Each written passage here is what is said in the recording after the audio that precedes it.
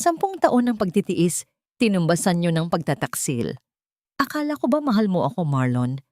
Habang ipinagluluto kita ng paborito mong hapunan, ibinebenta mo na pala ang kaluluwa ng mga magulang ko sa iyong kabit. Pero tandaan niyo ito, ang bahay na ito ay hindi magiging inyo. Inyo. Handa na ba kayong makita ang tunay na halimaw na ginising niyo? Sino nga ba ang mababaliw sa dulo? Marlon, huwag kang padalos-dalos. Siguraduhin mong nakapirma na siya sa papeles bago natin siya tuluyang itapon sa pasilidad. Mahirap na kung magising ang diwa ng baliw mong asawa at bawiin ang mana niya. Ang boses na yon ni Nanay Suling ay tila isang malamig na hanging dumaan sa batok ni Daisy, sapat na upang patigilin ang kanyang mundo. Sa loob ng kusina, hawak ni Daisy ang isang pinggan ng mainit na adobong manok, ang paboritong putahe ni Marlon na 3 oras niyang masusing niluto. Ngayong araw ang kanilang ika-10 anibersaryo ng kasal. Ang bawat hiwa ng karne at bawat sangkap na inihalo niya ay puno ng pag-asa na baka sa gabi na ito muling mag-alab ang lumalamig na pagmamahalan ng kanyang asawa. Pinunasan pa niya ang pawis sa kanyang noo gamit ang laylayan ng kanyang apron, isang simpleng sakripisyo para sa lalaking pinili niyang paglingkuran sa loob ng 1 dekada. Ngunit ang mga salitang narinig niya mula sa sala ay tila mga laso na naunti-unting pumapatay sa kanyang pandinig. Ang kinalabog ng kanyang puso ay hindi na dahil sa pagmamahal, kundi dahil sa isang uri ng takot na ngayon lamang niya naramdaman. Ang kamay niyang kanina ay matiyagang naghahalo ng niluluto ay nagsimulang manginig ng hindi kontrolado. Ramdam niya ang bigat ng bawat segundong lumilipas habang nananatili siyang nakatayo sa likod ng pinto. Tila isang rebultong unti-unting nagkakaroon ng lamat. Huwag kang mag-alala. Nay, konting tiis na lang. Celine is waiting for me. Kapag nakuha na natin ang pera mula sa benta ng bahay na ito, tapos na ang paghihirap natin sa pag-aalaga sa isang babaeng wala namang pakinabang kundi ang maging pabigat. Ang boses ni Marlon, ang boses na dati ay nagpapatulog sa kanya sa gabi nang may katiyakan, ay tunog estranghero na ngayon. Ang bawat salita nito ay tila isang matalim na kutsilyong humihiwa sa kanyang katinuan. Ang bahay na ito, ang bahay na minana niya sa kanyang mga magulang, ang bawat sulok na punong-puno ng alaala ng kanyang pagkabata, ay itinuturing na lamang na pera ng taong pinagkatiwalaan niya ng kanyang buhay. Naramdaman ni Daisy ang paglamig ng kanyang mga daliri. Ang pinggan na hawak niya ay unti-unting dumudulas mula sa kanyang mga palad. Wala siyang narinig na anumang ingay nang bumagsak ito, kundi ang sarili niyang hininga na tila ayaw nang lumabas sa kanyang lalamunan. Ang bawat butil ng kanin at sabaw na tumalsik sa sahig ay tila simbolo ng kanyang durog na dangal. Hindi siya makasigaw. Ang sakit ay masyadong malalim para sa isang simpleng palahaw. Ang kanyang paningin ay nagsimulang lumabo, hindi dahil sa luha, kundi dahil sa bigat ng katotohanang ang kanyang tahanan ay hindi na isang kanlungan, kundi isang bitag. Maya-maya pa ay narinig niya ang mga yabag ni Marlon papasok sa kusina. Mabilis na pinunasan ni Daisy ang kanyang mukha at pilit na ibinalik ang isang maskara ng kawalang malay. Pumasok ang kanyang asawa na may suot ng ngiting mapagkunwari. Bit-bit ang isang basong tubig at isang puting tableta. Sweetheart, anibersaryo natin ngayon, pero mukhang napapagod ka na naman. Inumin mo na itong gamot mo para kumalma ka. You know how much I care for your mental health, di ba? Sabi ni Marlon habang marahang hinahaplos ang kanyang buhok. Ang haplos na yon na dati ay nagbibigay sa kanya ng init, ngayon ay tila gapang ng isang uod na nagdudulot ng matinding pandidiri sa kanyang balat. Tiningnan ni Daisy ang tableta. Alam niya ngayon na hindi iyon para sa kanyang ikagagaling. Iyon ay para sa kanyang tuluyang pagbagsak. Tiningnan niya ang mga mata ni Marlon, ang mga matang nangako sa harap ng altar. At doon niya nakita ang isang malalim na kawalan ng konsensya. Sa kabila ng bintana ng kusina, sa labas ng kanilang tarangkahan, nakita niya ang isang pamilyar na sasakyan. Doon, nakaupo si Celine, ang babaeng itinuring niyang kaibigan, na ngayon ay tila naghihintay na lamang sa huling hininga ng kanyang kaligayahan. Iniangat ni Daisy ang kanyang kamay upang tanggapin ang baso, ngunit ang kanyang isipan ay lumilipad sa mga tanong na walang kasagutan. Paano naging ganito kabilis ang pagguho ng kanyang mundo? Hanggang kailan niya kayang panindigan ang pagpapanggap na siya ay bulag at bingi sa gitna ng sarili niyang libing? At sa oras na maubos ang lahat, may matitira pa kaya sa babaeng minsang naniwala na ang pag-ibig ay sapat na upang magligtas ng isang tahanan? Desie, nakalimutan mo na naman ba kung saan mo inilagay ang mga susi ng gate? Heto, nasa loob ng freezer o. Sinasabi ko na nga ba, lumalala na ang kondisyon mo. Ang boses ni Marlon ay puno ng kunwaring pag-aalala. Ngunit sa pandinig ni Desi, bawat pantig ay tila isang patak ng asidong tumutunog sa kanyang kaluluwa. Tinitigan ni Desi ang mga susi na nakapatong sa yelo. Sigurado siyang iniwan niya ang mga iyon sa sabitan malapit sa pinto kaninang umaga. Imposibleng mailagay niya ang mga iyon sa loob ng refrigerator. Alam niya sa kanyang sarili na hindi siya nawawala sa huwisyo, ngunit ang paraan ng pagtingin ni Marlon sa kanya, iyong tinging tila naaawa sa isang baliw, ay unti-unting gumigiba sa kanyang tiwala sa sarili. Ito ang tinatawag nilang gaslighting, isang dahan-dahang paglason sa isipan na mas masakit pa kaysa sa anumang pisikal na latay. Sa bawat araw na lumilipas, sinisiguro ni Marlon na may mawawalang gamit, may malilimutang appointment, o may mabasag na baso na isinisisi sa kanyang pagkalito. Ang bawat sulok ng bahay na dati ay pamilyar sa kanya ay tila nagiging isang labirinto ng mga kasinungalingan. Uminom ka na ng gamot, sweetheart. Hayaan mo, aalagaan kita. Hindi kita iiwan kahit patuluyan ng mawala ang isip mo. Bulong muli ni Marlon habang iniaabot ang isang basong gatas na may halong pait. Tinanggap ni Daisy ang baso. Ang kanyang mga daliri ay bahagyang humahaplos sa magaspang na palad ng kanyang asawa. Sa pagkakataong ito, hindi niya hinayaang makita ng lalaki ang puot sa kanyang mga mata. Ininom niya ang gatas, ngunit bago pa ito tuluyang lumunod sa kanyang lalamunan, mabilis niyang ginamit ang kanyang dila upang ipitin ang tableta sa gilid ng kanyang pisngi.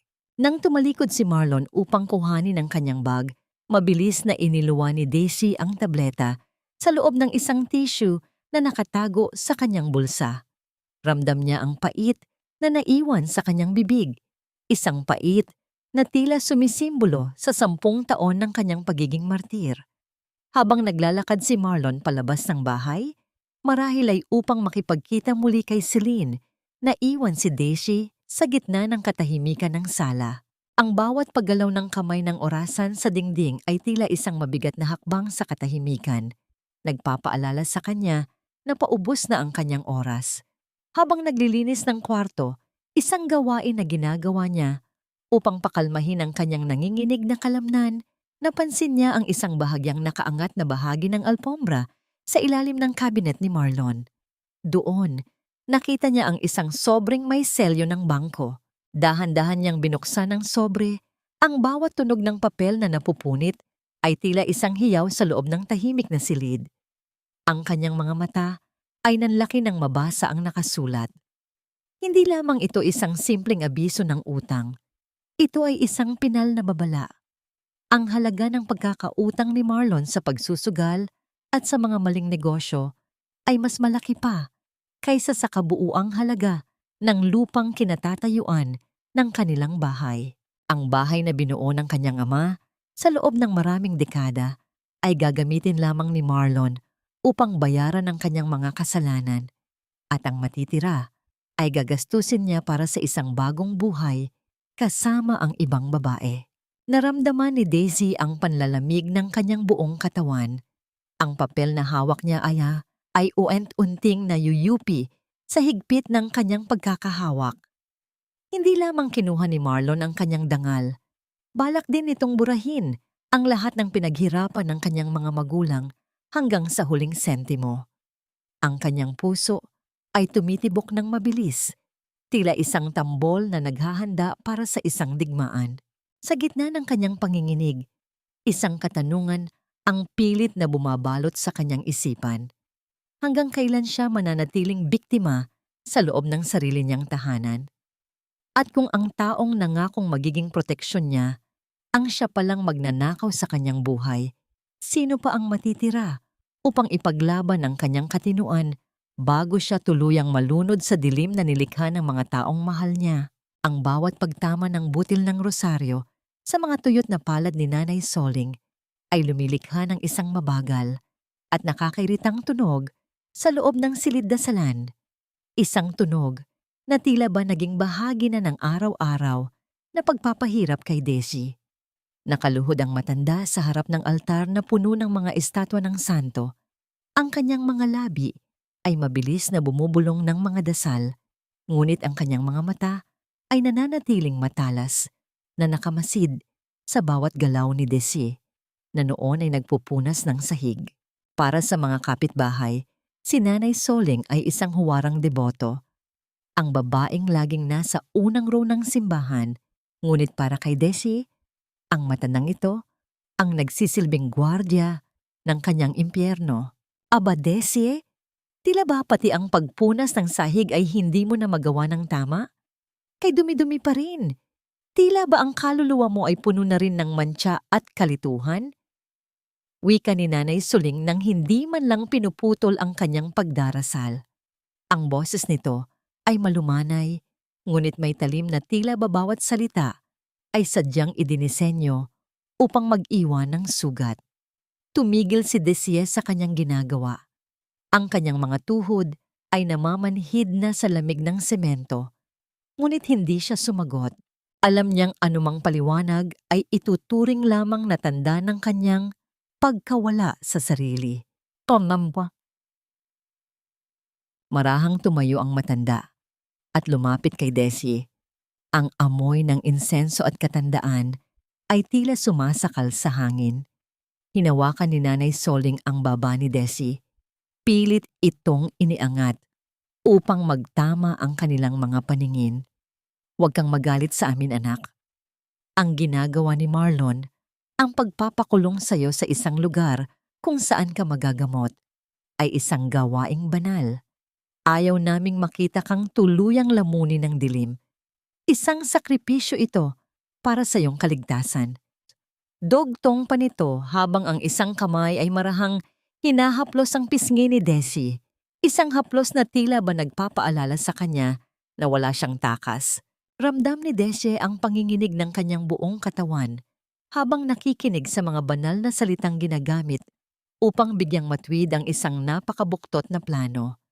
Sa ilalim ng kanyang apron, mahigpit na nakakuyom ang kanyang mga palad. Gusto niyang isigaw na alam niya ang lahat, na narinig niya ang kanilang mga usapan tungkol sa pagbebenta ng bahay at ang paghahati sa perang makukuha mula sa kanyang paghihirap. Ngunit kailangan niyang manatiling tahimik. Kailangan niyang maging ang baluin na inaasahan nilang makita. Nang lumaon ay kinuha ni Nanay Soling ang isang maliit na tasa ng tsa at ang pamilyar na tableta mula sa ibabaw ng altar. Inabot niya ito kay Desi nang may isang nangiting tila ba nanggagaling sa isang mapagmahal na ina. Inumin mo na ito, Desi, para lumaya ang isip mo sa mga maling hinala mo kay Marlon. Alam mo namang mahal ka ng anak ko, di ba? Huwag mong bigyan ng puwang ang dyablo sa puso mo. Bawat salita ng matanda ay tila ba isang bitag na dahan-dahang sumasara sa paligid ng leeg ni Desi. Tinanggap ni Desi ang tableta. Ang kanyang lalamunan ay nanunuyo sa matinding kaba. Alam niyang kung hindi niya ito iinumin sa harap ng matanda, malalaman nilang nagpapanggap lamang siya. Itinapat niya ang tableta sa kanyang bibig, ngunit sa pagkakataong iyon, ang kanyang mga mata ay hindi sinasadyang napalingon sa ilalim ng sofa kung saan may nakitang isang pamilyar na folder, isang dokumentong may logo ng isang mental facility na may nakasulat na pangalan niya at ang pirma ni Nanay Soling bilang saksi. Bumilis ang tibok ng puso ni Daisy. Ang folder na yon, ang katibayan na hindi lamang si Marlon ang may gawa nito. Ang sarili niyang biyenan ang nagmamanipula ng mga papeles upang ideklara siyang incapacitated. Sa gitna ng kanyang pagkagulat, bahagyang nanginig ang kanyang kamay at nahulog ang tableta sa sahig. Gumulong ito patungo sa paanan ni Nanay Soling. Napatigil ang bulong ng dasal ng matanda. Ang kanyang mukha na kanina ay tila banal ay biglang nagbago. Ang kanyang mga mata ay naningkit at ang kanyang labi ay gumaralgal sa galit.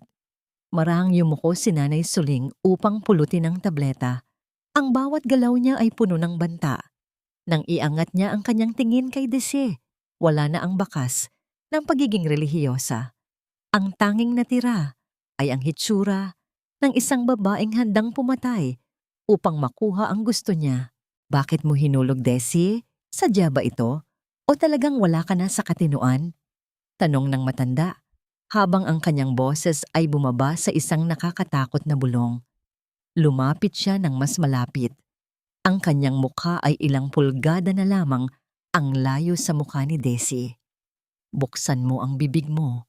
Ngayon din, huwag mo akong subukan dahil kapag hindi mo ito nilunok sa harap ko, ngayon din kita ipapakaladkad sa mga lalaking naghihintay sa labas. Ang matalas na titig ni Nanay Soling ay tila isang hatol ng kamatayan na hindi matatakasan. Sa gitna ng tensyon, bumasag sa katahimikan ang malakas na pagbukas ng pinto sa sala. Kasunod ang tunog ng mabibigat at mayayamang hakbang ng sapatos na takong na tila ba may-ari ng buong gusali. Ang bawat pagtama ng takong sa makintab na sahig ay tila isang deklarasyon ng pananakop. Marlon? Tita Soling? I'm here! Bakit ba ang tagal nyo namang pagpasyahan ng lahat? My designer is waiting for my call. Ang boses na yon ay matinis, puno ng kumpiyansa, at may halong pambabaliwala. Si Celine. Pumasok siya sa silid na bitbit ang isang mamahaling bag. Ang kanyang pabango ay agad na pumatay sa amoy ng insenso at nilutong ulam ni Desye. Dahil sa pagdating ni Celine, bahagyang naabala si Nanay Soling. Sinamantala ni Desye ang pagkakataong yon upang mabilis na isubo ang tableta. Ngunit muli, itinago lamang niya ito sa ilalim ng kanyang dila habang mabilis na uminom ng tsaa upang magmukhang nilunok na niya ito. Lumingon ang matanda sa kanya, sinisiguradong wala ng bakas ng gamot sa bibig ni Desye bago ito tuluyang bumitaw at humarap kay Celine nang may malapad na ngiti. Isang nangiting hindi kailanman ibinigay kay Desye sa loob ng 10 taon. Celine, iha, mabuti at dumating ka. Pasensya ka na. Itong si Desye kasi ay tila ba lalong nagiging makakalimutin. Malamig na wika ni Nanay Soling habang naglalakad patungo sa bagong dating. Lumapit si Celine kay Desye. Ang kanyang mga mata ay mapanuri mula ulo hanggang paa. Tila ba tinitingnan niya ang isang maruming basahan na nakaharang sa kanyang daraanan. Inikot ni Celine ang kanyang paningin sa paligid ng sala, sa mga miwebles na gawa sa nara na dahan-dahang inukit ng ama ni Desye nung nabubuhay pa ito. Tita, as I said, we really need to get rid of this old furniture. Masyadong luma, amoy alikabok at nakakadepress. I want everything modern. Gusto ko ng minimalist na vibe para sa bagong simula namin ni Marlon. Sabi ni Celine, habang hinahaplos ang sandalan ng paboritong upuan ng tatay ni Desye, bago ito padiri na tinabig na tila ba isang basura. Ramdam ni Desye ang bawat kurot sa kanyang puso. Ang bawat salita ni Celine ay tila ba paglapastangan sa alaala ng kanyang mga magulang. Ito ang bahay kung saan siya natutong lumakad, kung saan siya inalagaan ng kanyang ina noong siya ay may sakit. At ngayon, pinag-uusapan na lamang ito na parang isang produktong itatapon na sa basurahan. Humarap si Celine kay Desye nang may nakakainsultong nangiti. Don't worry, Desye. Sa pasilidad na lilipatan mo, siguradong mas maganda ang mga gamit doon. You won't even remember this place anyway, right? After all, Your mind is already failing you. Hindi kumibo si Desi. Nanatili siyang nakayuko, ang kanyang mga mata ay nakatuon sa sahig upang itago ang naglalagablab na puot na unti-unting bumabangon sa kanyang dibdib. Ngunit ang susunod na ginawa ni Celine ang tuluyang nagpaguho sa huling bakas ng kanyang pagiging martir. Dahan-dahang hinawakan ni Celine ang kanyang sariling tiyan, isang galaw na puno ng pagmamalaki at panunuya. Alam mo, Daisy, Marlon is so excited. He's already planning for the nursery. Balak naming gawin yung kwarto mo na silid para sa baby namin. It's perfect, isn't it? A new life in this house once you're finally out of the picture. Ang mga salitang iyon ay tila ba isang malakas na sampal na nagpagising sa buong pagkatao ni Daisy. Ang kwartong iyon, ang kwartong pinangarap niyang mapuno, sana ng sarili nilang mga anak ni Marlon. Ang kwartong gabi-gabi niyang iniyakan dahil sa mga nawalang pagkakataon, ay ibibigay na lamang sa anak ng babaeng sumira sa kanyang pamilya. Habang nagtatawanan sina Celine at Nanay Soling tungkol sa mga plano nilang pagbabago sa bahay, naiwan si Daisy na nakatayo sa gitna ng kusina at sala.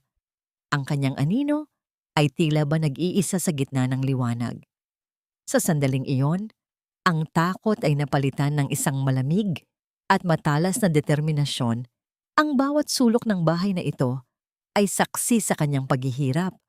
At sa bawat hibla ng kahoy na narito, nangangako siya sa kanyang sarili. Walang sino man ang kukuha sa kanyang tahanan ng walang laban. Patay na ang Desiye na inakala ninyong tanga. Ang bawat luhang pumatak sa sahig ng bahay na ito ay naging laso na ngayon sa aking mga ugat. Ito ang bulong ni Daisy sa kanyang sarili habang mag-isa niyang nililinis ang kwartong kakaalis lang nina Celine at Nanay Soling. Gamit ang isang basang-basahan, marahan niyang pinunasan ang sandalan ng upuan na tinabig ni Celine kanina. Bawat kuskus niya sa kahoy ay tila isang pag-aalis ng dumi na iniwan ng kanilang mga mapang-aping salita. Ang kanyang mga kamay ay hindi na nanginginig sa takot. Sa halip, ang mga ito ay matigas at puno ng determinasyon. Hindi siya papayag na ang huling alaala ng kanyang ama ay mabalot ng kababuyan ng 2 taong walang alam kundi ang manggamit. Kailangan niyang lumabas. Kailangan niyang makahinga sa labas ng bakod na tila dahan-dahang sumasakal sa kanya. Nagpaalam siya kay Nanay Solingo na bibili lamang ng kaunting kailangan sa kusina. Hindi man lang siya tiningnan ng matanda. Abala ito sa pagbibilang ng mga pahina ng isang brochure ng mamahaling kabaong, isang miron sa kanyang sariling libing. Naglakad si Desye patungo sa dulo ng kalsada kung saan nakatira si Lola Ising. Si Lola Ising ang pinakamatandang naninirahan sa kanilang barangay, ang tanging saksi sa kabutihan ng ama ni Desi at ang nakakaalam ng bawat sikreto ng lupang kinatatayuan ng kanilang tahanan. Sa ilalim ng isang matandang puno ng mangga, nakita niya ang matanda na matiyagang nagwawalis ng mga tuyong dahon. Lola Ising, mahinang tawag ni Daisy. Ang kanyang boses ay nanginginig hindi dahil sa lamig, kundi dahil sa bigat ng emosyong pilit niyang itinatago. Huminto ang matanda at tinitigan siya ng mga matang malabo na ngunit puno ng karunungan. Daisy, anak, ang iyong mga mata ay tila isang lawa na puno ng lumbay. Alam ko ang nangyayari sa loob ng bakod niyo. Ang hangin ay may dalang bulong ng pagtataksil. Hindi na napigilan ni Daisy ang kanyang sarili. Lumapit siya at yumakap sa matanda. Ang kanyang mukha ay ibinaon niya sa balikat nito. Walang boses na lumabas. Tanging ang mabibigat na paghinga at ang mahihigpit na kapit sa baro ni Lola Ising. Lola, gusto nilang kunin ang lahat. Ang bahay ni tatay, ang katinuan ko, lahat. Humiwalay ang matanda at hinawakan ang magkabilang pisngi ni Desi. Tandaan mo ang turo ng iyong ama, Desi. Ang kahoy ay pwedeng anayin, pero ang bakal ay pinapatigas ng apoy. Gamitin mo ang iyong talino. Huwag kang lumaban gamit ang galit. Lumaban ka gamit ang katotohanan. May mga dokumentong itinago ang iyong ama bago siya mawala. Hanapin mo ang pulang folder sa ilalim ng sahig ng kanyang lumang workshop. Ang mga salitang yon ni Lola Ising ay tila isang liwanag sa gitna ng madilim na kakahuyan. Pag-uwi ni Deshi, sinalubong siya ng madilim na bahay. Tulog na sina Marlon at Nanay Soling, kampante sa pag-aakalang ang kanilang biktima ay wala ng lakas. Gamit ang isang maliit na flashlight, dahan-dahang naglakad si Desi patungo sa likod ng bahay, sa maliit na silid na dati ay gawaan ng mga muebles ng kanyang ama. Ang amoy ng lumang kahoy at alikabok ay tila yumayakap sa kanya. Nagpapaalala ng mga panahong masaya pa ang lahat. Gamit ang isang pait, marahan niyang itinaas ang isang bahagi ng sahig sa sulok ng silid. Doon, sa ilalim ng makapal na sapot ng gagamba, nakita niya ang isang plastik na balot. Sa loob nito ay ang orihinal na titulo ng lupa at bahay. Ngunit nang buksan niya ang dokumento, ang kanyang puso ay tila tumigil sa pagtibok. Sa ilalim ng huling pahina, may nakadikit na isang bagong dokumento, isang deed of sale. Nanlalamig ang mga kamay ni Deshi habang binabasa ang mga pangalan. Nakasulat doon ang pangalan ni Marlon bilang tagapagmana at ang pirma ng isang abogado na hindi kailanman nakilala ni Daisy. Ngunit ang mas masakit, ang pirma sa tabi ng pangalan ni Daisy ay isang perpektong kopya ng kanyang sariling sulat kamay. Naintindihan na niya ang lahat. Hindi lamang balak ibenta ang bahay. Matagal na nilang pineke ang kanyang pagsang-ayon. Ang bawat pirma niya sa mga reseta at gamot na ibinibigay ni Marlon ay kinuha pala upang gamitin sa paggawa ng pekeng dokumentong ito. Ramdam ni Desie ang pag-akyat ng init sa kanyang ulo. Ang bawat hibla ng papel na hawak niya ay katibayan ng isang planong binuo sa loob ng maraming taon. Sa gitna ng katahimikan ng gabi, narinig ni Desie ang mahinang pagpihitit ng doorknob ng workshop. Mabilis niyang itinago ang dokumento sa loob ng kanyang damit at pinatay ang flashlight. Ang tunog ng mga yabag ay palapit ng palapit at ang anino ng isang tao ay dahan-dahang sumisilip sa siwang ng pinto. Ang bawat pintig ng puso ni Deji ay tila isang tambol na nagbababala sa gitna ng katahimikan ng gabi. Ang anino sa siwang ng pinto ay dahan-dahang lumaki, kasabay ng tunog ng pagpihitit ng lumang seradura na tila ba naging hudyat ng kanyang katapusan. Mabilis niyang isiniksik ang plastik na balot sa loob ng kanyang suot na maluwag na duster at pilit na kinalma ang kanyang paghinga. Desi? Anong ginagawa mo rito sa dilim? Ang boses ni Marlon ay malamig at puno ng hinala. Binuksan nito ang ilaw sa workshop at ang biglang liwanag ay tila sumugat sa mga mata ni Desi. Nakatayo ang kanyang asawa sa pintuan, nakapamulsa at nakatitig sa kanya ng matalim. Sa sandaling iyon, ang takot ay tila isang malapot na likido na bumabalot sa lalamunan ni Desi, ngunit naalala niya ang turo ni Lola Ising. Kailangan niyang maging ang baliwiwin na gusto nilang makita. Marlon, hinahanap ko si tatay. Sabi niya kasi, may gagawin pa kaming silya para sa atin. Malambing, ngunit gumaralgal ang boses ni Desi. Itinuro niya ang isang lumang piraso ng kahoy sa mesa. Ang kanyang mga mata ay pilit niyang pinasingkit na tila ba malayo ang iniisip. Sandaling natigilan si Marlon. Ang hinala sa kanyang mga mata ay dahan-dahang napalitan ng isang mapanuring ngisi. Desie, matagal nang wala ang tatay mo. Sinasabi ko na nga ba, talagang hindi na normal ang takbo ng isip mo. Halika na sa loob. Baka kung ano pa ang magawa mo rito sa mga matatalim na kagamitan. Hinawakan ni Marlon ang kanyang braso, isang mahigpit na pagkakahawak na tila ba sadyang nagpapaalala na siya ay isang bilanggo. Habang naglalakad pabalik sa bahay, naramdaman ni Desie ang bigat ng dokumentong nakatago sa kanyang dibdib. Alam niyang kailangan niyang kumilos ng mabilis. Hindi sapat ang basta lamang itago ang orihinal na titulo. Kailangan niyang gumawa ng isang bitag na hindi nila mahahalata.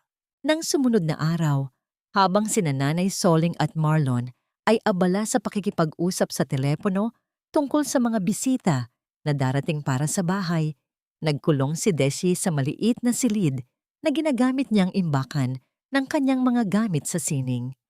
Bilang anak ng isang bihasang manguukit, namana ni Desi ang matalas na mata para sa detalye at ang matatag na kamay. Sa paghawak ng panulat, inilabas niya ang dekalidad na papel na itinago niya mula pa sa kolehiyo. Gamit ang isang manipis na pinsel at tila ba sumasayaw na mga daliri, sinimulan niyang kopyahin ang bawat guhit, bawat selyo, at maging ang bawat mantsa ng lumang dokumento. Ang kanyang bawat paghinga ay nakatutok sa dulo ng kanyang panulat. Ito ang sining ng pagpapanggap. Isang kasanayang hindi niya akalaing gagamitin niya upang iligtas ang sariling buhay.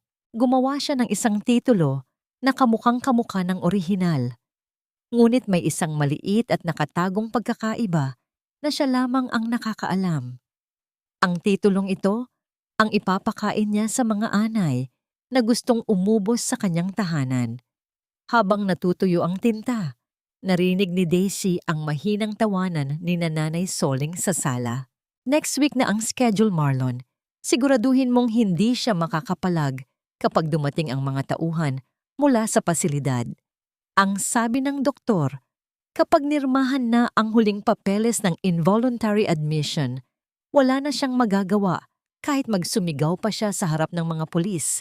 Narinig ni Desi ang boses ng kanyang biyenan. Naramdaman ni Desi ang panlalamig ng kanyang mga daliri. Susunod na linggo, ang tanikala ay dahan-dahan nang humihigpit sa kanyang leeg. Wala na siyang puwang para sa pagkakamali. Kailangan niyang palitan ang orihinal na titulong hawak ni Marlon ng kanyang ginawang peke nang hindi ito napapansin. Kinagabihan, habang mahimbing ang tulog ni Marlon dahil sa pagod sa pag-aayos ng kanyang mga transaksyon, dahan-dahang bumangon si Desi. Ang bawat yabag niya sa kahoy na sahig ay tila ba isang hiyaw sa gitna ng katahimikan, ngunit ang kanyang determinasyon ay mas matimbang kaysa sa kanyang kaba. Nilapitan niya ang maliit na vault sa loob ng cabinet ni Marlon, ang lugar kung saan itinatago nito ang kayamanan na ninakaw mula sa kanya. Gamit ang kombinasyon na lihim niyang inobserbahan sa loob ng maraming buwan, dahan-dahang pinihit ni Daisy ang dial. Sa bawat tunog ng pagpihit ng mekanismo, tila ba tumitigil ang takbo ng mundo. Nang sa wakas ay bumukas ang pinto ng vault, nakita niya ang pulang folder na may lamang titulong pineke ni Marlon. Mabilis niyang kinuha ito at inilagay ang kanyang sariling gawang titulo sa loob. Ngunit bago pa man niya maisara ang vault, biglang narinig ni Desi ang pag-ungol ni Marlon sa kama. Napatigil siya. Ang kanyang kamay ay nananatiling nakahawak sa pinto ng vault.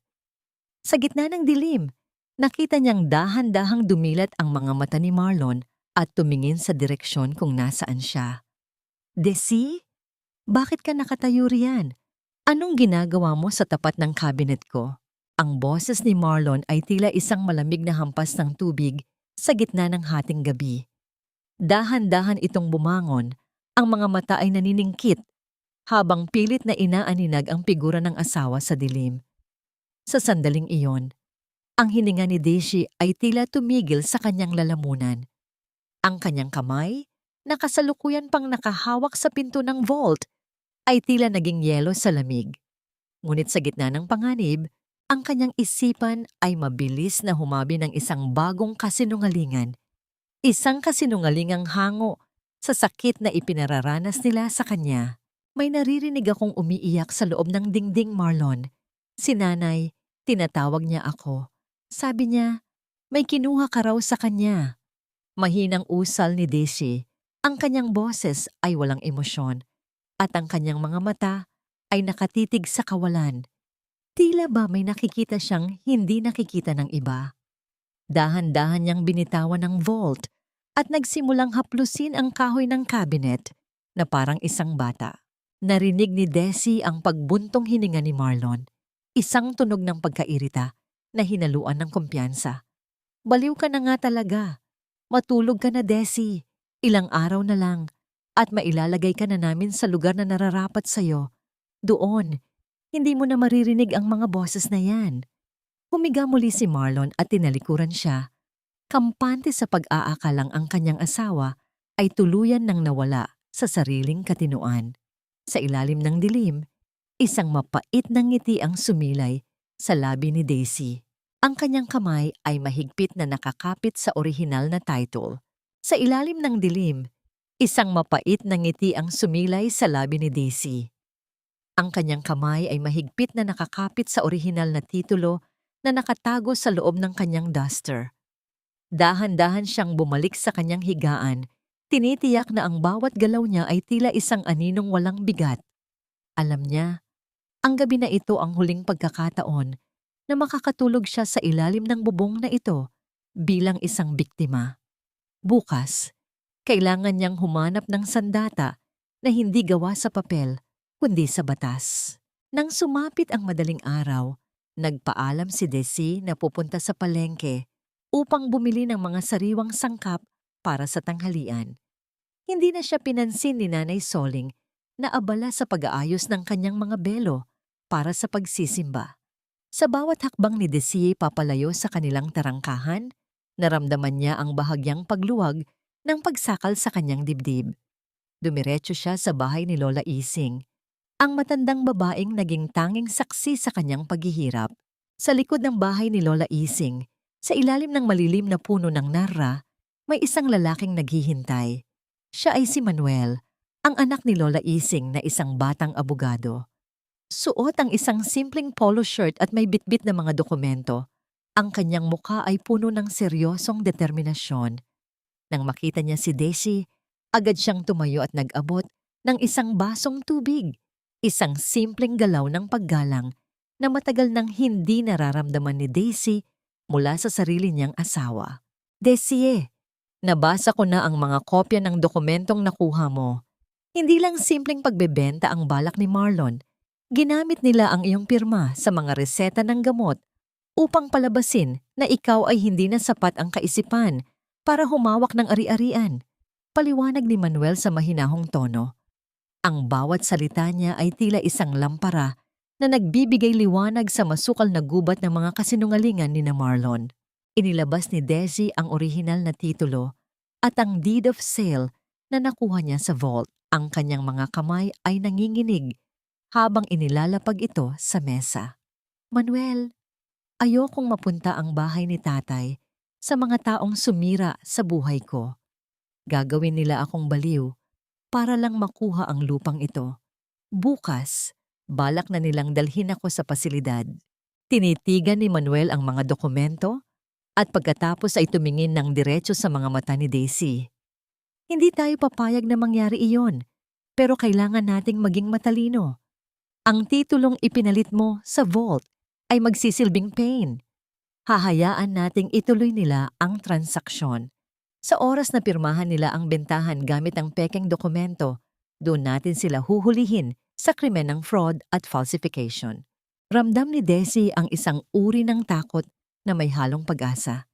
Ito ang muling pagkabuhay ng kanyang diwa. Ngunit sa gitna ng kanilang pag-uusap, isang mabilis na hakbang ang narinig nila sa labas ng bakod. Isang pamilyar na anino ang dumaan sa siwang ng mga halaman.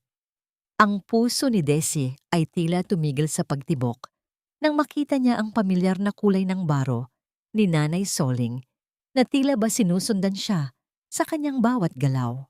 Mabilis na itinago ni Manuel ang mga papeles sa loob ng kanyang bag. Huwag kang lilingon, Desi. Umarte ka na. Parang humihingi ka lang ng payo tungkol sa iyong mga halaman kay Nanay Ising. Haharapin natin sila sa tamang oras. Bumalik si Desi sa kanilang bahay na may dalang mga plastik ng gulay, ngunit ang kanyang isipan ay lalong naguluhan nang makita niya ang isang estrangherong lalaki na kausap ni Marlon sa sala. Ang lalaki ay may hawak na attaché case at isang serye ng mga dokumentong may tatak ng isang sikat na bangko. Marlon, ang pirmahan ay gaganapin bukas ng hapon.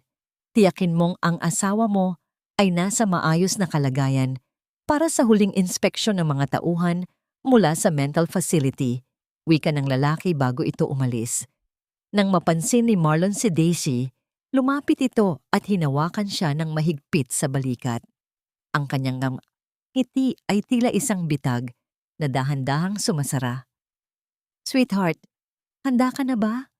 Bukas, magsisimula na ang bago nating buhay.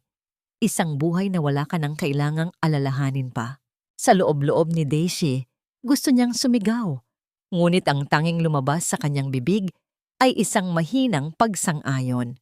Nang pumasok siya sa kanyang kwarto, nakita niya ang isang nakabukas na maleta sa ibabaw ng kanyang kama. Ang kanyang mga damit ay nakatiklop na. Tila ba handa na para sa isang paglalakbay na wala nang balikan. Doon niya nalaman ang isang katotohanang mas matalim pa sa anumang kutsilyo. Ang petsa ng kanyang paglipat sa mental hospital ay hindi sa susunod na linggo, kundi bukas ng umaga, ilang oras bago ang nakatakdang bentahan ng bahay. Ito na ang huling hapunang pagsasaluhan natin sa ilalim ng bubong na ito, Desi. Sulutin mo na ang bawat subo dahil bukas, iba na ang magsisilbi sa iyo. Ang boses ni Marlon ay tila isang malamig na kumpas ng kamatayan habang nakaupo siya sa kabisera ng hapagkainan. Sa harap niya ay ang masaganang handa na niluto ni Desi, ang kare-kareng, may makapal na sarsa at ang mainit na kanin na umuusok pa. Ngunit ang bawat amoy ng pagkain ay tila hinaluan ng amoy ng pagkabulok sa ilalim ng mga ngiting ipinapakita nila. Si Nanay Soling ay nasa kabilang dulo, taimtim na nagdarasal bago kumain, habang ang kanyang mga daliri ay mahigpit na nakahawak sa krus na nakasabit sa kanyang leeg. Nagkunwari si Desi na hindi narinig ang sinabi ng kanyang asawa. Dahan-dahan niyang inilapag ang huling mangkok ng sabaw. Ang kanyang mga kamay ay sadyang nanginginig ng bahagya. Inilayo niya ang kanyang tingin sa kawalan. Ang kanyang mga mata ay nananatiling malabo at walang direksyon. Tila ba ang kanyang kaluluwa ay wala na sa loob ng silid na iyon. Marlon, may nakita akong mga puting ibon sa kwarto kanina. Mahinang usal ni Desi. Ang kanyang boses ay tila galing sa ilalim ng lupa. Sabi nila, aalis na raw tayo. Isasama mo ba ako sa langit, Marlon? Nagkatinginan sina Marlon at Nanay Suling. Isang mapait at mapanuyang mamangisi ang sumilay sa labi ng matanda. Oo, Desi. Isang langit na puno ng mga doktor at rehas. Doon ka nababagay. Bulong ni Nanay Suling sa kanyang sarili bago sumubo ng pagkain. Ang bawat tunog ng pagtama ng kutsara sa porselanang pinggan ay tila isang malakas na hiyaw sa gitna ng katahimikan ng silid.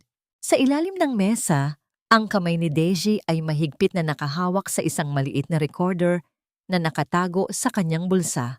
Bawat salita, bawat halakhak, at bawat plano nilang dalawa ay dahan-dahang itinatala ng maliit na makinang yon.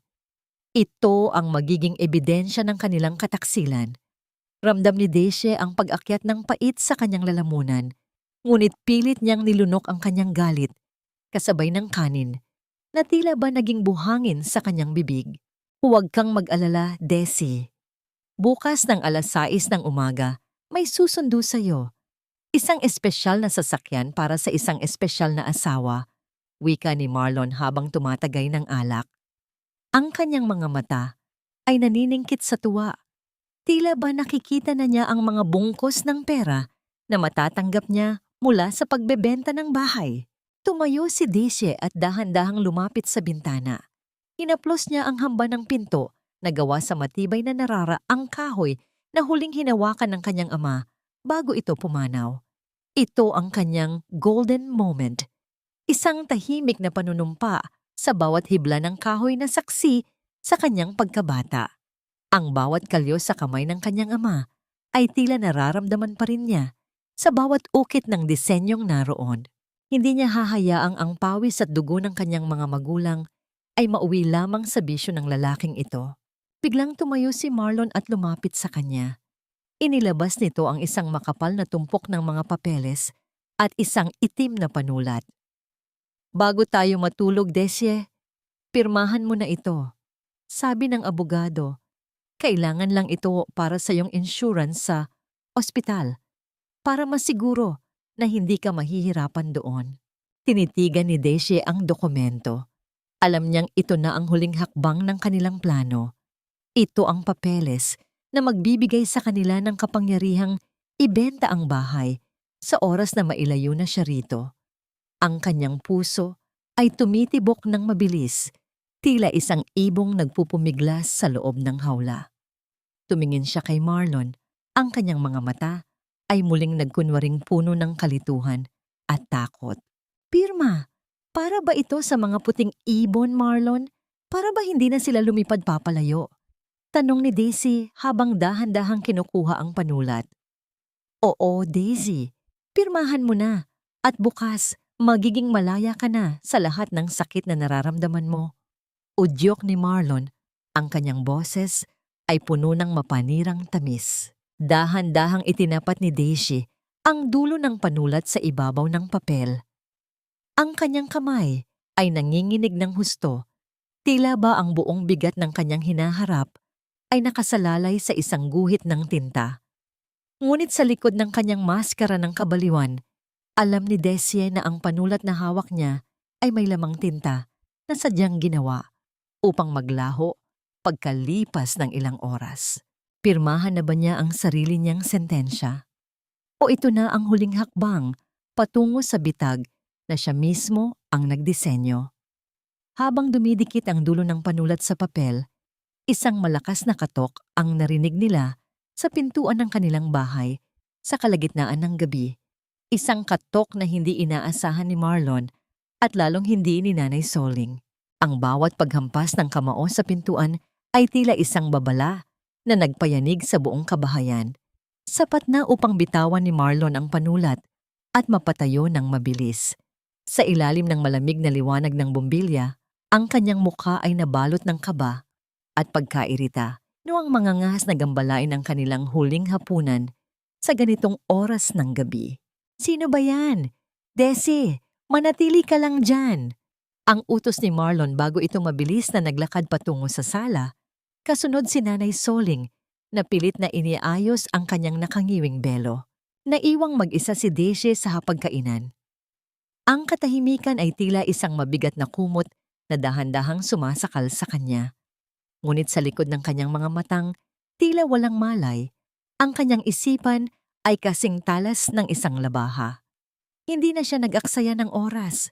Alam niyang ito na ang tanging pagkakataon na ibinigay sa kanya ng tadhana. Mabilis niyang itinago ang dokumentong may pirma ng naglalahong tinta sa loob ng isang lihim na siwang sa ilalim ng hapag at pinalitan ito ng isa pang kopya, isang dokumentong walang laman kundi ang kanyang poot. Narinig niya ang malakas na pagbukas ng pinto at ang matining na boses ni Celine na tila isang sirena sa gitna ng gabi. Marlon, I can't wait anymore. Sabi ng mami ko, kailangan na nating bayaran ang down payment sa kondo sa Makati bukas. Is everything ready? Nakasign na ba ang baliw mong asawa? Ang boses ni Celine ay puno ng kawalang galang. Tila ba ang bahay na ito ay isa lamang pira-pirasong basahan na maaari niyang apakan anumang oras. Narinig ni Daisy ang mahinang pag-awat ni Marlon, ang mga bulong na puno ng takot na baka marinig ng mga kapitbahay ang kanilang maruming sikreto. Sinasamantala ang kaguluhan sa sala. Dahan-dahang tumayo si Daisy. Ang kanyang bawat hakbang sa sahig na nara ay tila isang bulong ng pasasalamat sa kanyang mga magulang. Hindi siya nagtungo sa sala. Sa halip, pumasok siya sa silid-tulugan at tinungo ang cabinet ni Marlon.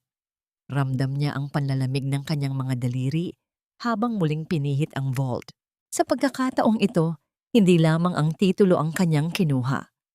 Sa kailaliman ng vault, nakikita niya ang isang maliit na pelus na kahon, ang mga alahas ng kanyang ina na matagal nang nawawala ayon kay Marlon. Ang bawat kwintas at singsing ay tila tumitibok sa ilalim ng kanyang haplos, nagpapaalala sa kanya ng init ng yakap ng isang magulang na hindi kailanman naghangad ng masama para sa kanya. Ito ang kanyang golden moment, ang muling pagyakap sa mga alaala ng kanyang pinagmulan sa gitna ng isang digmaang hindi siya ang nagsimula. Daisy, bakit wala ka sa kusina? Ang boses ni Nanay Soling ay tila isang ahas na gumagapang sa kanyang likuran. Napatigil si Desie. Ang kanyang puso ay tila tumalon palabas ng kanyang dibdib. Dahan-dahan siyang lumingon, hawak ang mga alahas na mahigpit niyang itinago sa kanyang palad. Nakatayo ang matanda sa may pintuan.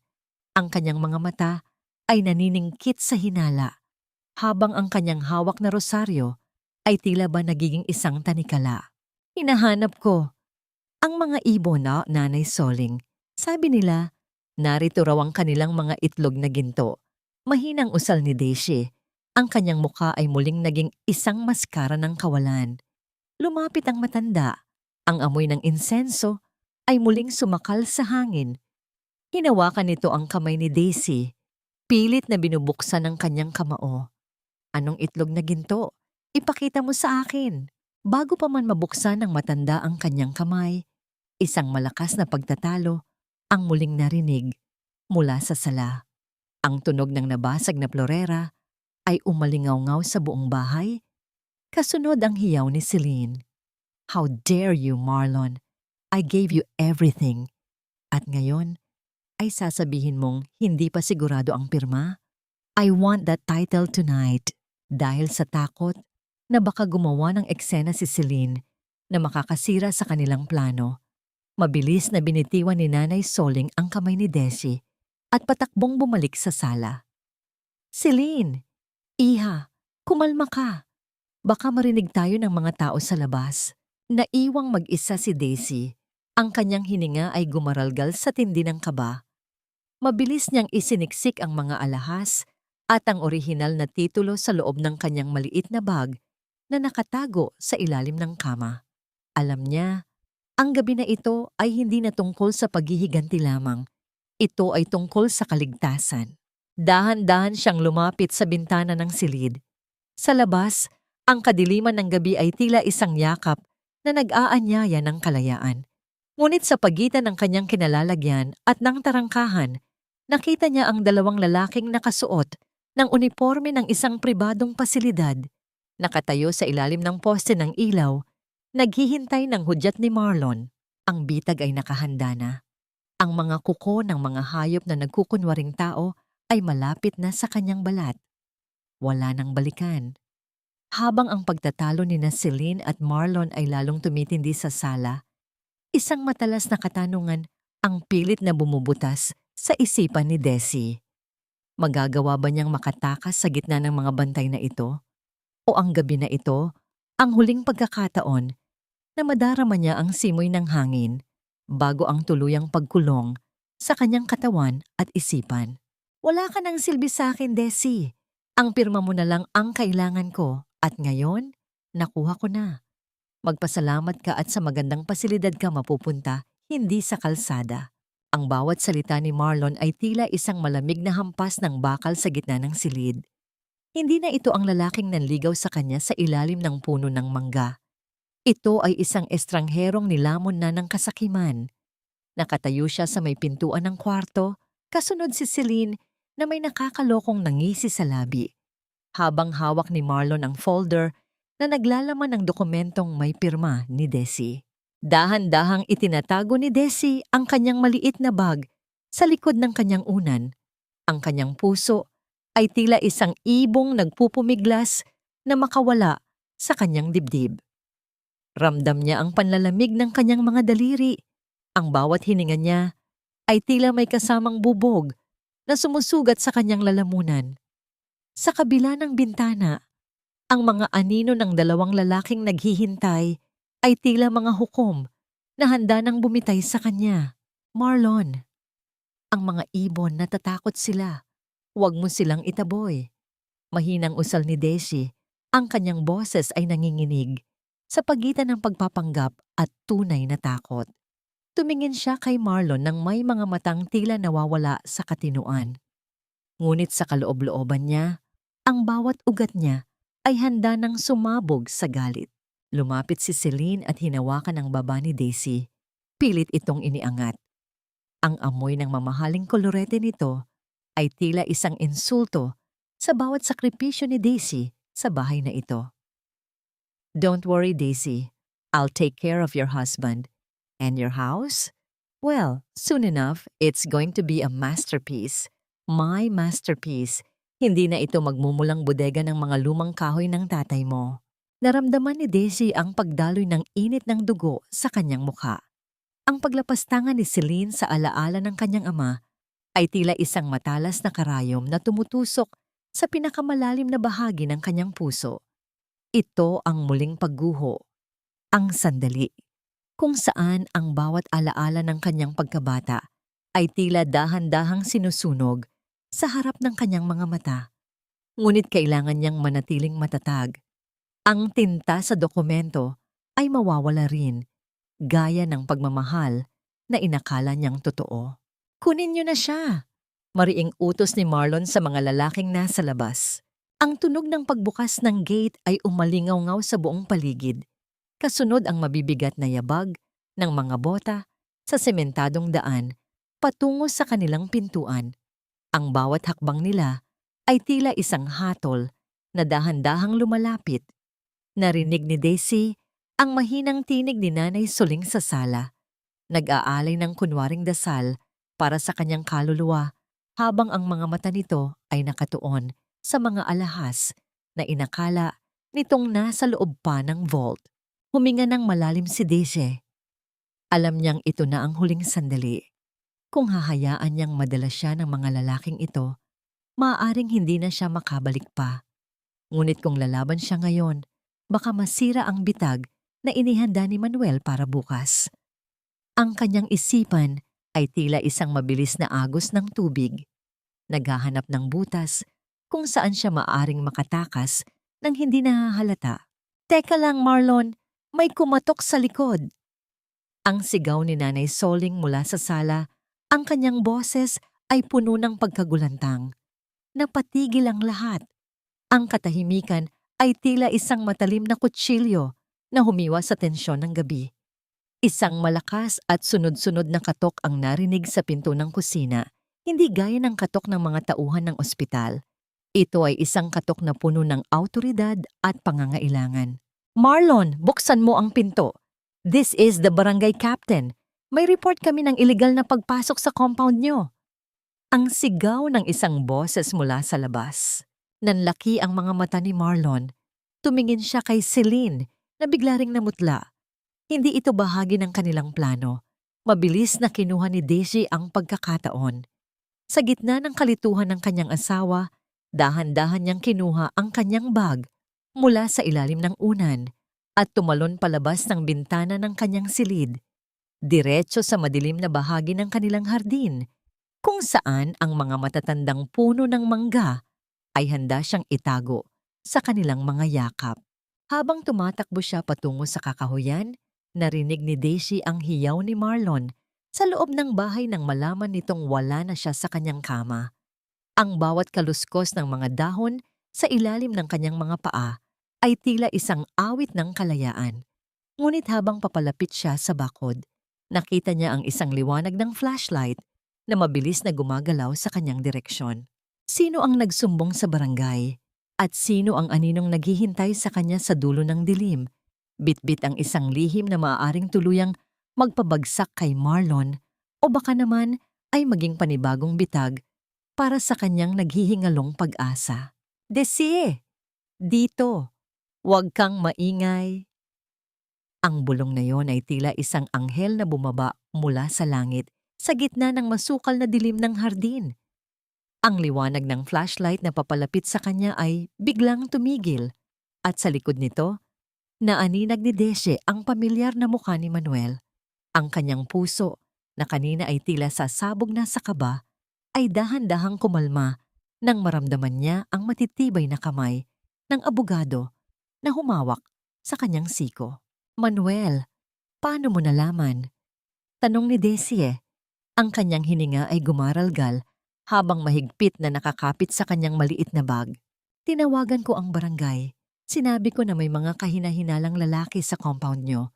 Alam kong kailangan mo ng pagkakataon para makalabas. Mabilis na sagot ni Manuel habang inaalalayan si Desi na tumawid sa isang maliit na butas sa bakod na tinitigasan ng mga baging ng gumamela. Tara na. Hindi tayo pwedeng magtagal dito. Kapag nalaman ni Marlon na ako ang tumulong sa'yo, lalong magiging komplikado ang lahat. Habang dahan-dahan silang lumalayo sa bahay, narinig ni Desi ang sigawan ni na Marlon at ng barangay captain mula sa malayo. Ang tunog ng mga boses na puno ng galit at depensa ay dahan-dahang humina, napalitan ng katahimikan ng gabi sa labas ng kanilang bakod. Sa loob ng sasakyan ni Manuel, nanatiling tahimik si Desi. Tinitigan niya ang kanyang mga kamay na puno ng dumi at gasgas mula sa pagtakas. Ito ang mga kamay na nagtanim ng mga halaman sa hardin ng kanyang ama. At ngayon, ito rin ang mga kamay na dahan-dahang bumabaklas sa mga kasinungalingan ng kanyang asawa. Kinabukasan, ang sikat ng araw ay tila walang init para kay Desi. Nakatira siya pansamantala sa isang maliit at ligtas na kwarto na inihanda ni Manuel, ngunit ang kanyang isipan ay nananatili sa loob ng kanilang bahay. Alam niya, ngayong umaga ang pagdating ng mamimili, ang huling hakbang ng plano ni Marlon. Sa kabilang panig ng bayan, sa sala ng kanilang tahanan, pawis na pawis si Marlon. Hindi siya nakatulog dahil pa sa paghahanap kay Desi. Ang kanyang mukha ay namumutla, ngunit ang kasakiman sa kanyang puso ay mas matimbang kaysa sa takot.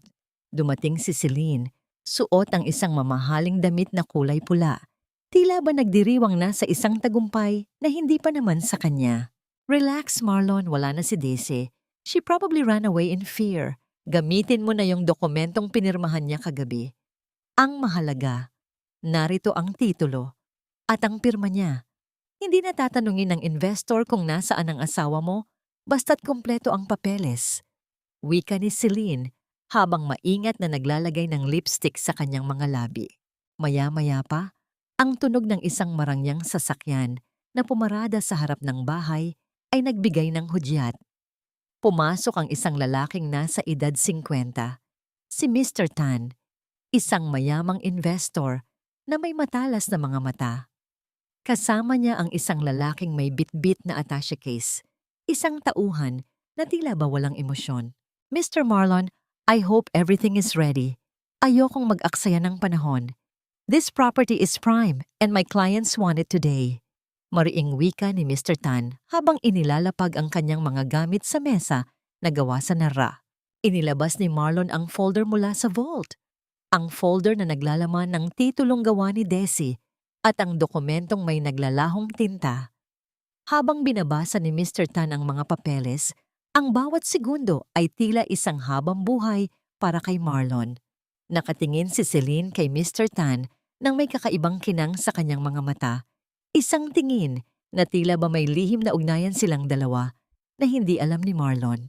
Ito ang golden moment ni Desi mula sa malayo.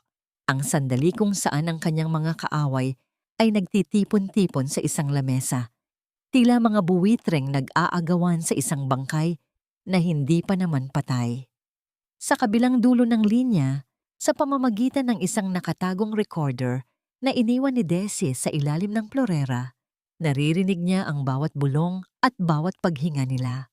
Ngunit habang tinitingnan ni Mr. Tan ang titulo, biglang huminto ang kanyang mga kamay. Inilabas niya ang isang magnifying glass at matagal na tinitigan ng selyo sa ibaba ng pahina. Ang katahimikan sa sala ay tila naging isang mabigat na pader na dahan-dahang gumuguho.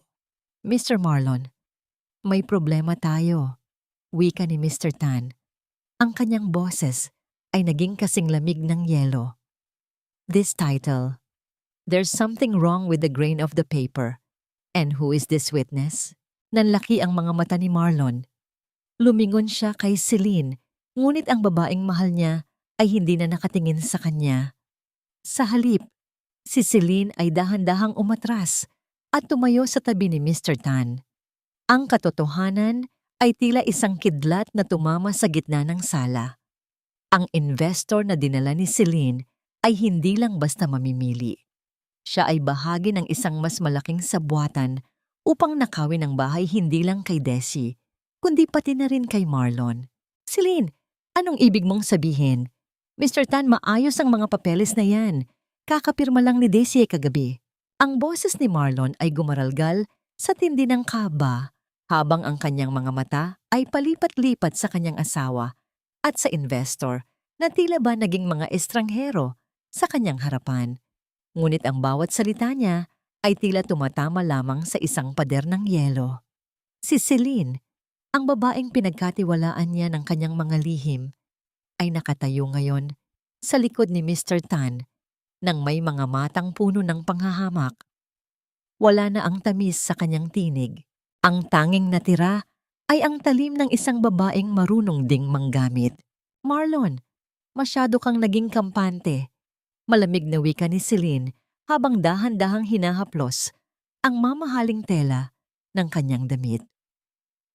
Akala mo ba ay sapat na ang pag-ibig para ibigay ko sa iyo ang lahat? Mr. Tan is my business partner. At ang bahay na ito, hindi na ito mapupunta sa iyo para ipambayad sa utang mo sa sugal. Mapupunta ito sa amin dahil ang titulong hawak mo ay wala ng halaga. Dahan-dahang itinaas ni Mr. Tan ang dokumentong nilagdaan ni Daisy kagabi.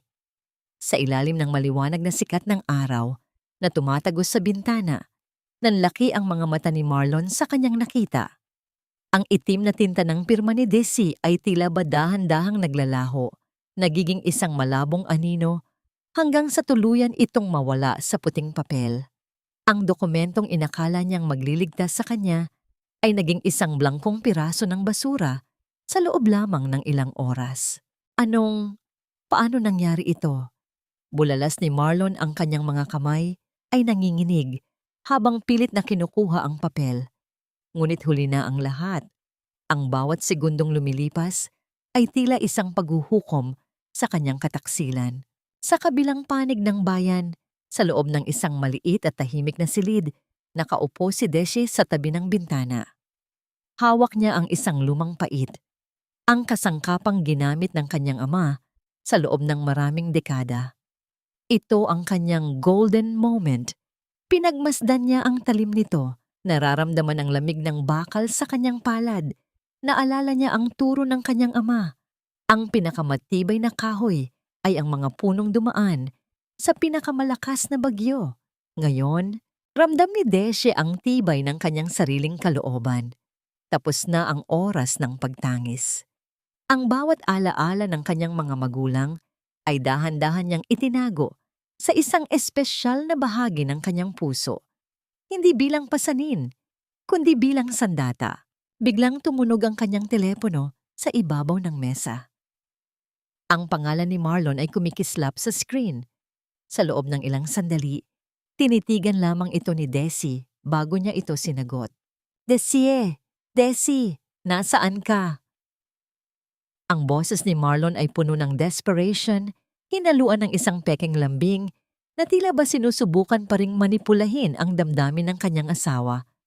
Sweetheart, sorry na. Nagkamali ako. Kailangan kita rito. May mga masasamang taong gustong kumuha ng bahay natin. Si Celine. Niloko niya ako, Daisy. Bumalik ka na. Iligtas natin ang tahanan natin. Mahal kita. Alam mo yan. 'Di ba? Isang mapait at tuyot na tawa ang kumawala sa mga labi ni Daisy. Ang bawat salita ni Marlon ay tila isang luma at sirang plaka na wala ng epekto sa kanya. Mahal Marlon, ang pag-ibig ba para sa iyo ay ang pagpapakulong sa akin sa madilim na silid habang ibinibenta mo ang kaluluwa ng mga magulang ko? Ang tahanan natin ay matagal mo nang winasak. Ang tanging natitira na lang ay ang katotohanang ikaw ang tunay na nawawala sa sarili. Daisy, huwag kang ganyan. Kung hindi mo pipirmahan ang totoong papeles ngayon din, papatayin ako ng mga taong ito. Daisy, parang awa mo na. Ang hiyaw ni Marlon ay naging isang pagsusumamo, ngunit wala itong nahanap na habag sa puso ni Daisy. Ang pirma ko ay hindi kailanman magiging pambayad sa iyong mga kasalanan, Marlon. Ang bawat oras na ibinigay mo sa akin para magdusa, ay ibinalik ko na sa iyo sa pamamagitan ng katahimikan. Mahinahong sagot ni Daisy bago niya dahan-dahang pinatay ang tawag. Tumingin siya kay Manuel, na kanina pa nakikinig sa isang sulok. Ang abogado, ay tumango ng bahagya, isang hudyat na handa na ang lahat para sa huling yugto ng kanilang plano. Ang huling 24 na oras ng kapangyarihan ni Marlon ay dahan-dahan nang nauubos kasabay ng paglaho ng huling bakas ng tinta sa pekeng dokumento. Ngunit habang naghahanda silang umalis, isang mensahe ang pumasok sa telepono ni Manuel. Ang kanyang mukha ay biglang nabalot ng seryosong ekspresyon. "Desie, kailangan nating magmadali. Hindi lang pala si Mr. Tan ang kasabwat ni Celine. May dala silang sariling mga tauhan at balak nilang pilitin si Marlon na ilabas ang orihinal na titulo sa anumang paraan. Kung hindi tayo makakarating sa loob ng 1 oras, baka tuluyan na nilang wasakin ang loob ng bahay nyo para mahanap ang vault." Ramdam ni Daisy ang pananariwa ng kaba. Ngunit sa pagkakataong ito, hindi ito dahil sa takot para sa kanyang sarili. Ito ay dahil sa banta, sa huling alaala ng kanyang ama. Habang mabilis silang sumasakay sa sasakyan, narinig ni Daisy sa malayo ang tunog ng papalapit na sirena ng pulis. Ngunit mas malakas ang tibok ng kanyang puso na tila ba nagbibigay ng huling babala. Ang digmaan sa ilalim ng kanyang bubong ay hindi matatapos sa isang simpleng pirma lamang. Magagawa kaya ni Daisy na bawiin ang kanyang tahanan bago ito tuluyang maging abo sa kamay ng mga taong walang ibang alam kundi ang sumira? O ang huling hakbang ni Celine at Marlon ang magiging mitya ng isang trahedyang wala nang balikan? Ang bawat kalabog ng mga kagamitang itinutumba ni Celine at ng mga tauhan ni Mr. Tan ay tila mga hiyaw ng nakaraan na unti-unting winawasak ng kanilang kasakiman. Sa loob ng sala na dati ay puno ng katahimikan at alaala, naghari ang kaguluhan. Itinabig ni Marlon ang florera na gawa sa kristal. Ang tunog ng pagkabasag nito sa sahig ay tila simbolo ng kanyang sariling pagkatao na nagkadurog-durog na. Hinahanap nila ang orihinal na titulo sa bawat sulok, sa ilalim ng mga upuan, at sa likod ng mga nakasabit na larawan ng mga magulang ni Daisy. "Marlon, ilabas mo ang tunay na titulo. Huwag mo kaming lokohin!" Ang sigaw ni Celine. Ang kanyang mukha ay hindi na maipinta sa tindi ng galit. Ang kanyang boses ay naging paos, malayo sa malambing na tinig na ginamit niya upang akitin ang asawa ni Daisy. Sa gitna ng tensyon, ang malakas na pagbukas ng tarangkahan ay naging hudyat ng pagdating ng katotohanan. Ang tunog ng mga sirena ng pulis sa labas ay tila isang banal na musika na nagpatahimik sa lahat ng naroon. Dahan-dahang bumukas ang pintuan ng sala at pumasok ang isang babaeng hindi na nila nakikilala.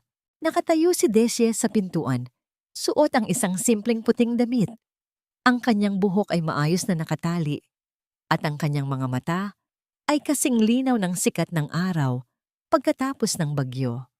Sa tabi niya ay si Manuel at ang mga tauhan ng batas. Wala na ang bakas ng baliwin na Daisy na inakala nilang madali nilang matatapos. Ang kanyang bawat hakbang ay puno ng awtoridad. Bawat paghinga ay may kasamang paninindigan. Ang hinahanap niyo ay wala sa loob ng mga dingding na ito, mahinahong wika ni Daisy.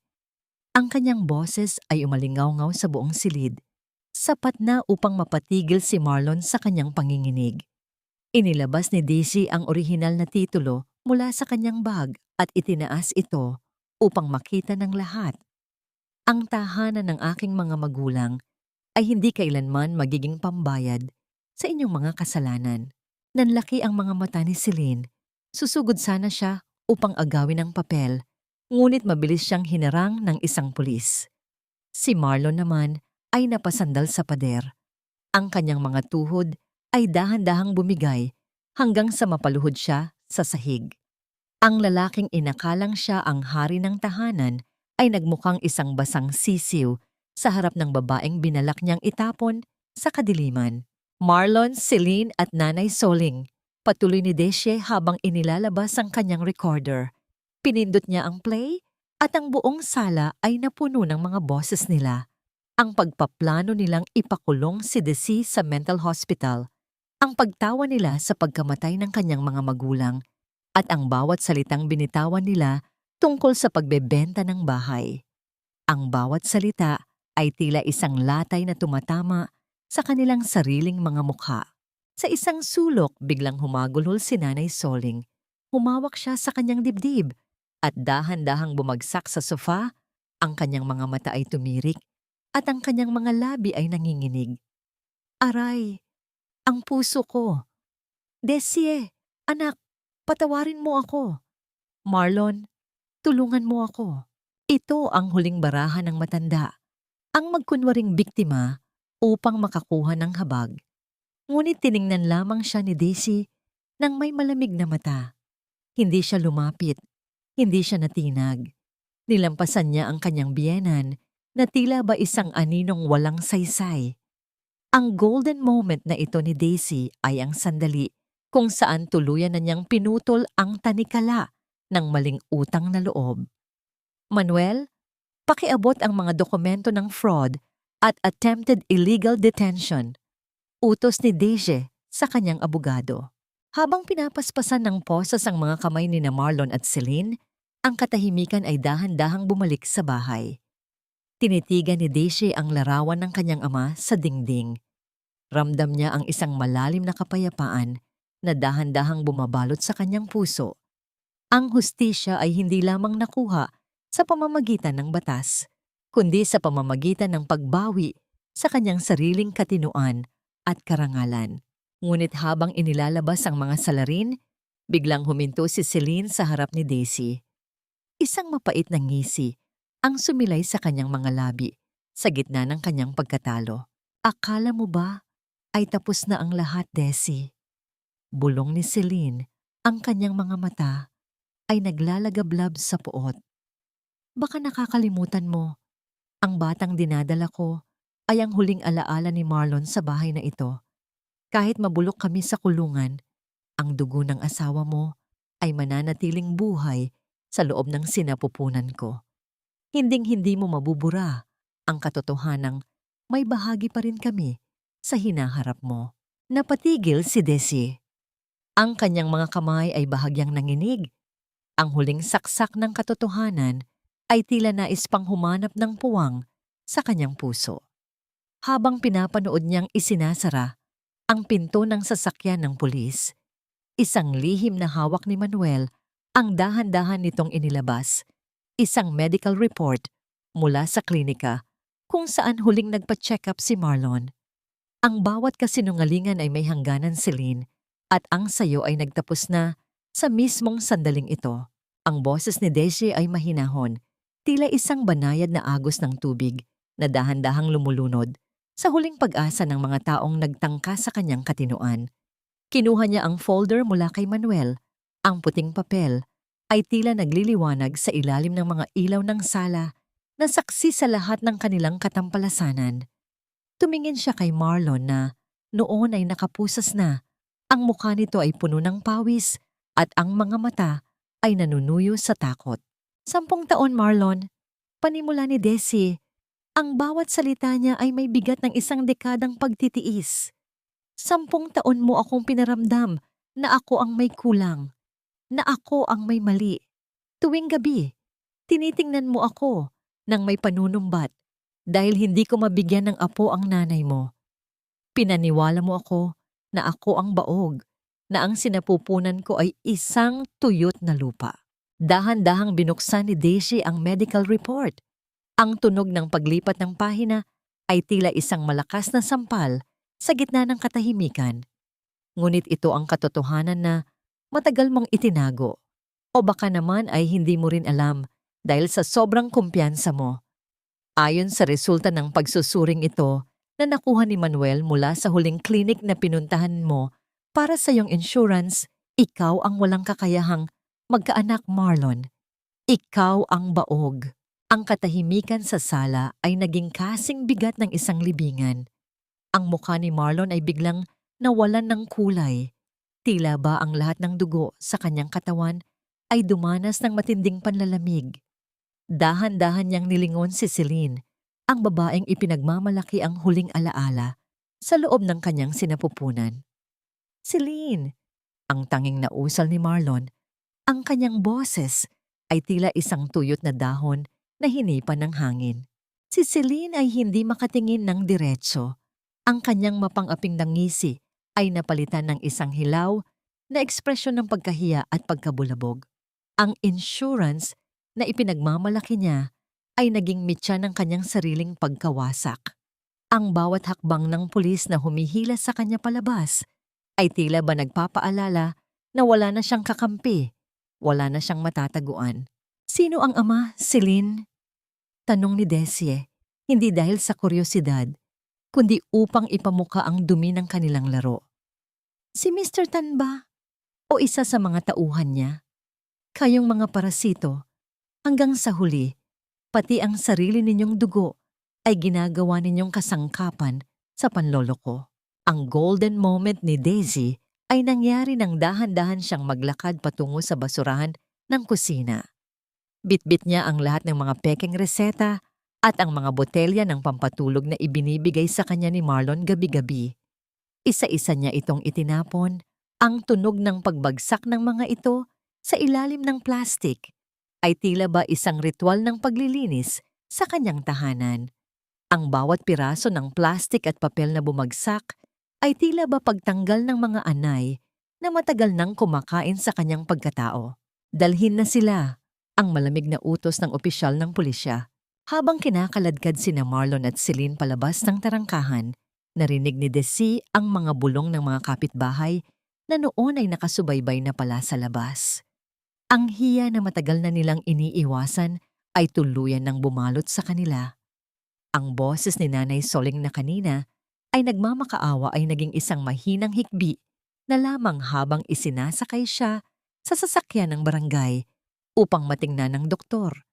Isang doktor na ngayon ay magsasabi ng tunay na kalagayan ng kanyang puso, hindi ang acting na ipinamalas niya kanina. Naiwang mag-isa si Daisy sa gitna ng sala. Ang bawat muebles na gawa sa Nara ay tila ba bumalik sa kanilang dating ningning. Ang amoy ng alikabok at kataksilan ay uwant-unting napapalitan ng simoy ng hangin mula sa bukana ng bintana. Ang bahay na ito ay kanya na muli. Ang bawat ukit ng kanyang ama ay tila ba nagpapasalamat sa kanyang katatagan. Ngunit habang tinitingnan niya ang kanyang sarili sa salamin sa pasilyo, nakita ni Desi ang isang babaeng hindi na niya kilala. Isang babaeng matapang, ngunit may mga mata na puno pa rin ng lamat ng nakaraan. Ang hustisya ay nakamit na, ngunit ang tanong na nananatili sa kanyang puso.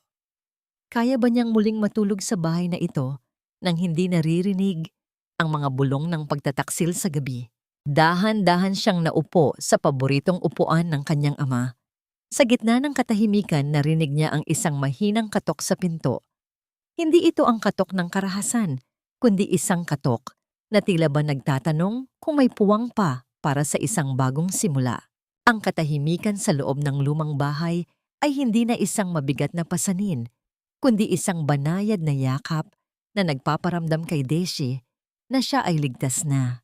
Sa unang pagkakataon, sa loob ng 10 taon, binuksan niya ng malapad ang lahat ng mga bintana. Hinayaan niyang pumasok ang simoy ng hangin na may dalang amoy ng mga bulaklak ng dapo at basang lupa mula sa hardin.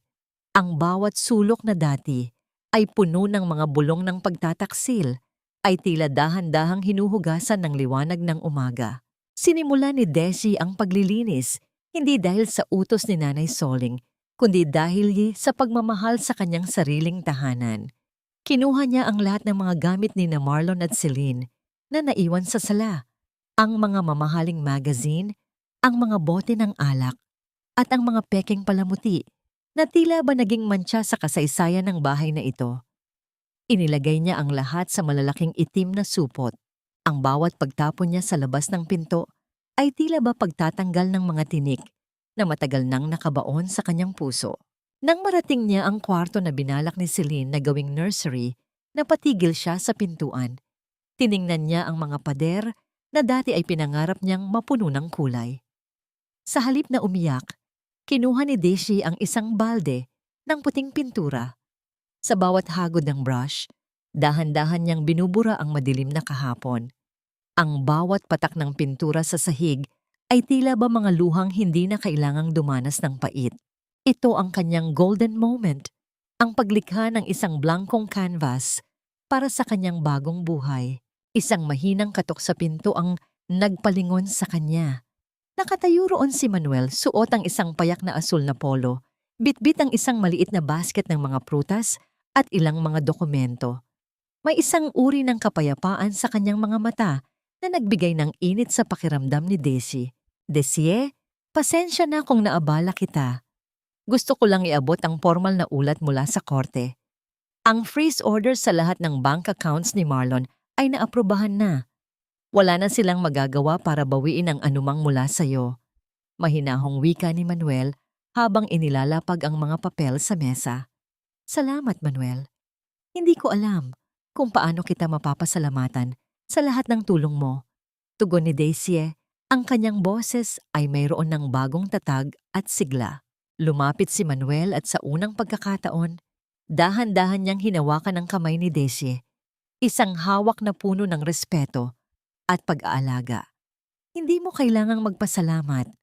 Ang makita kang malaya at nakangiti sa loob ng sarili mong tahanan ay sapat na kabayaran para sa akin. Desie, ang tapang mo ay isang sining na mas maganda pa sa anumang ukit ni Mang Segundo. Ramdam ni Desie ang bahagyang pag-init ng kanyang mga pisngi.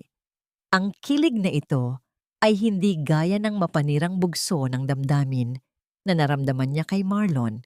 Ito ay isang pakiramdam ng pagiging pinahahalagahan at pinoprotektahan. Tumingin siya kay Manuel at sa sandaling iyon, alam niyang hindi siya mag-isa sa kanyang paglalakbay patungo sa paghilom. Pag-alis ni Manuel, nagtungo si Daisy sa workshop ng kanyang ama. Hinaplos niya ang mga lumang kasangkapan na puno ng alikabok.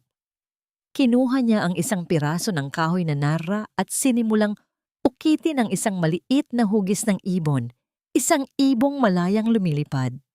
Ang tunog ng pait na tumatama sa kahoy ay tila isang awit ng muling pagsilang. Ang kanyang mga kamay, na dati ay nanginginig sa takot, ay naging matatag at bihasa muli. Habang papalubog ang araw, naglakad si Desie patungo sa gate ng kanyang bahay. Tinitigan niya ang pangalan ng kanilang pamilya na nakaukit sa kahoy na arko. Kinuha niya ang isang basang-basahan at pinunasan ito hanggang sa muling kuminang ang pangalang Tahanan ng Mga Segundo. Wala na siyang nararamdamang poot para kina Marlon at Celine. Ang tanging natitira ay ang malalim na pasasalamat para sa kanyang sarili dahil hindi siya sumuko. Ngunit sa gitna ng kanyang katahimikan, narinig ni Deshi ang tunog ng isang motorsiklo na huminto sa tapat ng kanyang gate. Isang lalaking nakasuot ng helmet ang may iniabot na isang maliit na kahon na may nakasulat na pangalan niya. Walang nakasulat na nagpadala, ngunit ang amoy ng pabango na lumabas mula sa loob ng kahon ay pamilyar na pamilyar sa kanya. Isang amoy na nagpabalik ng isang alaala mula sa kanyang kabataan na matagal na niyang ibinaon. Nang buksan niya ang kahon, tumambad sa kanya ang isang lumang susi at isang maliit na sulat na may isang pangungusap lamang sa Tagalog. Hindi lahat ng nakaraan ay dapat ibaon, Desi. May mga sikretong mas malalim pa sa pundasyon ng bahay na ito. Ang puso ni Deshi ay muling tumibok ng mabilis. Ang susi ay hindi para sa kanyang bahay, kundi para sa isang lumang cabinet sa attic na kailanman ay hindi niya naisip na buksan. Ano ang lihim na itinago ng kanyang ama? At sino ang taong nagpadala nito sa mismong araw ng kanyang kalayaan? Ang bawat baitang ng hagdan patungo sa attic ay tila isang paglalakbay pabalik sa panahon, kung saan ang bawat yabag ni Deshe sa lumang kahoy ay naglalabas ng amoy ng nakaraan at alikabok. Sa loob ng maliit na silid sa itaas, ang sikat ng araw ay tumatagos sa mga siwang ng bubong na lumilikha ng mga guhit ng liwanag na tila mga daliri ng tadhana na gumagabay sa kanya. Natagpuan niya ang lumang cabinet sa pinakamadilim na sulok, balot ng makapal na sapot ng gagamba. Dahan-dahan niyang isinusi ang hawak na metal. Ang tunog ng mekanismong umiikot sa loob ng seradura ay tila isang hininga ng relief mula sa mismong bahay. Sa loob, walang ginto o mamahaling hiyas. Ang tanging naroon ay isang luma at kupas na liham na nakatali ng pulang pitas at isang maliit na bankbook sa ilalim ng pangalan ni Desi na binuksan ng kanyang ama noong siya ay isinilang pa lamang. Binasa ni Desi ang liham ng kanyang ama. Ang bawat salita ay tila babulong ng isang mahal sa buhay sa kanyang tainga. Desi anak, kung binabasa mo ito, ibig sabihin ay nahanap mo na ang iyong lakas. Alam kong ang pag-ibig ay minsan ay nagiging bulag. Ngunit ang dugong nananalaytay sa iyong mga ugat ay galing sa mga punong nara, matatag, hindi nabubulok, at kayang harapin ang anumang bagyo. Ang tunay na mana na iniwan ko sa iyo ay hindi ang lupang ito, kundi ang katinoan ng iyong puso at ang tapang na piliin ang iyong sarili. Doon ay tuluyang bumuhos ang mga luha ni Desye, ngunit hindi ito luha ng pait. Ito ay mga luha ng pagpapalaya. Sa sandaling iyon, naramdaman niya ang tunay na kapayapaan. Ang misteryosong nagpadala ng susi ay si Lola Ising pala, na ayon sa liham ay siyang pinagkatiwalaan ng kanyang ama na ibigay ang susi sa oras na maging malaya na si Desi. Lumipas ang mga buwan.